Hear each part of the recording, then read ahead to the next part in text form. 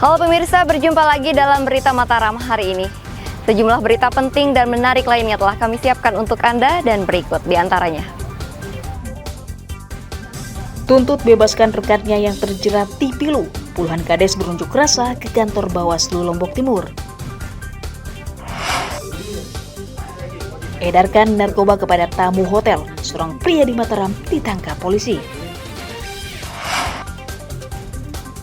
Berbeda jalur penerbangan, ongkos haji di NTB menjadi yang tertinggi ketiga tingkat nasional.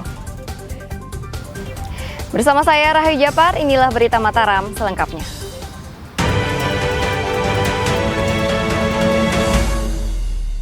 Insya Allah Bawaslu bisa rata tuh. Puluhan kepala desa menggelar unjuk rasa ke kantor Bawaslu Kabupaten Lombok Timur pada Senin sore. Kades keberatan dengan ditahannya rekan mereka yang dituduh terlibat tindak pidana pemilu.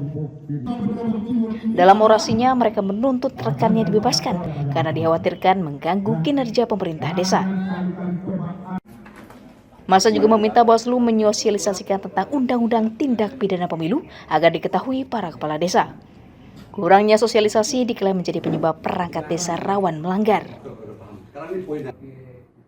Masa menuntut Bawaslu tidak tebang pilih dalam penerapan Tipilu yang disinyalir juga melibatkan ASN dan pejabat daerah. Belajar dulu tuh fokus itu, belajar dulu regulasi dengan bener. Kalau menersangkakan orang tidak gampang, Pak. Kalau berbicara narasi undang-undang itu tidak ada yang orang benar di situ, salah semua. Ini dan yang kedua kami minta sampai saat ini berapa orang yang pernah komisioner Bawaslu Lombok Timur tangani. Karena kami juga lihat dengan mata kepala saya sendiri bagaimana keterlibatan SN, bagaimana keterlibatan orang yang tidak boleh terlibat dalam pemilu ini tapi terlibat. Apalagi kami yang lahir dari produk politik dan dari pemilihan hasil rakyat. Merespons hal itu, Bawaslu menjamin akan profesional menindaklanjuti laporan pelanggaran yang dilakukan perangkat desa, ASN, bahkan TNI Polri. STTP ini membuktikan bahwa itu adalah kegiatan kampanye. Nah, pada saat itu yang bersangkutan, yang kita sayangi nih Pak Kades ini juga sudah dihimbau oleh Panwascam yang melakukan pengawasan saat itu. Sudah dikasih tahu Pak Kades jangan ikut. Sudah disampaikan. Tapi beliau ya menyampaikan bahwa saya berhak karena saya penguasa wilayah, pemilik wilayah, kira-kira begitulah pemilik wilayah di sini sehingga kami berhak untuk ikut menyambut bahasanya. Artinya itu yang dilihat. Kemudian beliau berpidato kan di situ. Nah, berpidato juga menyampaikan sambut. Nah, ini yang keliru. Bawaslu mengingatkan kepala desa atau ASN yang terbukti melanggar Tipilu terancam hukuman kurungan 1 tahun dengan denda 12 juta rupiah. Muhtadun melaporkan dari Kabupaten Lombok Timur.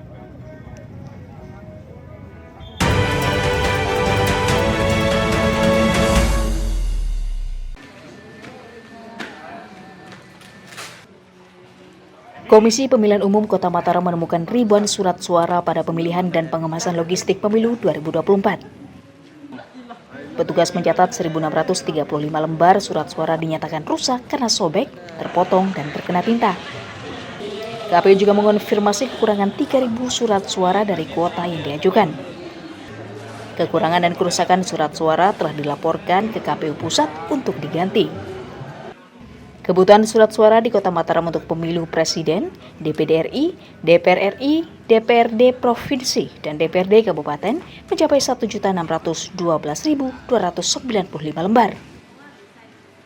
Setelah kita lakukan penyortiran kembali oleh internal, maka itu terdapat pengurangan yang dikategorikan tidak bisa digunakan. Dan itu sudah kita laporkan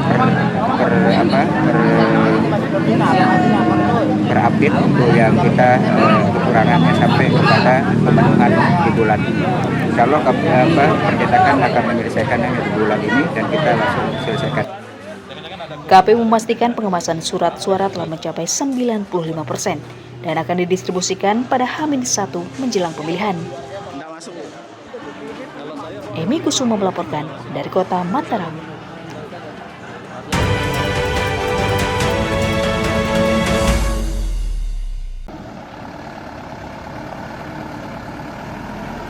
Warga Desa Kalijaga Timur, Kecamatan Aimel, Kabupaten Lombok Timur mengeluhkan rusaknya jalan penghubung antar desa sepanjang 3 km di wilayahnya.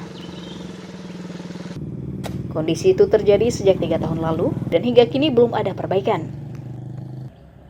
Permukaan jalan yang berlubang dan bergelombang menyebabkan rawan kecelakaan dan licin saat musim penghujan. Kerusakan diduga karena jalan tersebut kerap dilalui truk dam pengangkut material galian C.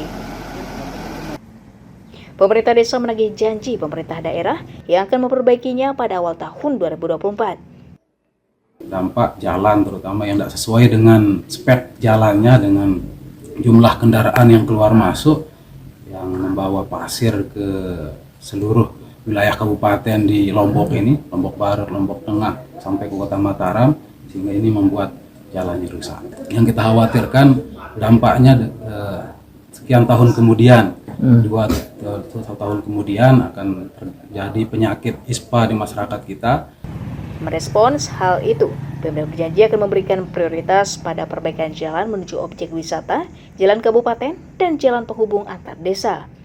Sisi kita sekarang kan kondisi jalan di inventarisasi terakhir ini kan menurun akibat 2023 kita tidak mendapatkan alokasi, kemudian pemeliharaan juga sangat terbatas, sehingga kualifikasi jalan kita dari 69% mungkin kurang lebih hampir 45% kita menurun. Pemerintah daerah berharap warga bersabar dan menunggu realisasi perbaikan jalan yang akan dilakukan secara bertahap dengan total anggaran sebesar 32 miliar rupiah. Muhtadun melaporkan dari Kabupaten Lombok Timur. Pemerintah pusat menetapkan besaran biaya rata-rata ibadah haji yang dikeluarkan warga berbeda-beda sesuai dengan jarak tempuh dari provinsi masing-masing. Calon haji asal NTB misalnya ditetapkan membayar ongkos haji sebesar Rp58.630.888 per orang. Biaya tersebut merupakan termahal ketiga setelah Surabaya dan Makassar yang mencapai Rp60 juta lebih. Kepala Kantor Wilayah Kementerian Agama menyatakan tingginya biaya haji di NTB karena jarak tempuh penerbangan yang berbeda dengan daerah lainnya. Kanwil juga mencatat daftar tunggu calon jemaah haji selama 36 tahun dengan total pendaftar 150.000 orang.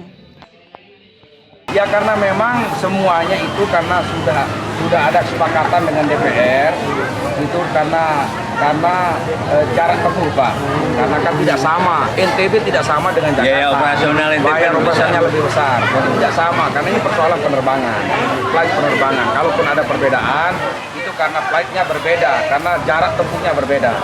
Itu. Terima kasih. Menjadi keluhan nanti pada jalan? Ya saya kira enggak, karena masyarakat sampai hari ini mereka tidak keluhkan, karena masyarakat kita justru tidak ada yang mengeluhkan, malah kepingin maju. Kantor Kementerian Agama Provinsi NTB juga menargetkan kuota jemaah haji tahun 2024 bertambah menjadi 5.000 orang. Emi Kusuma melaporkan dari Kota Mataram.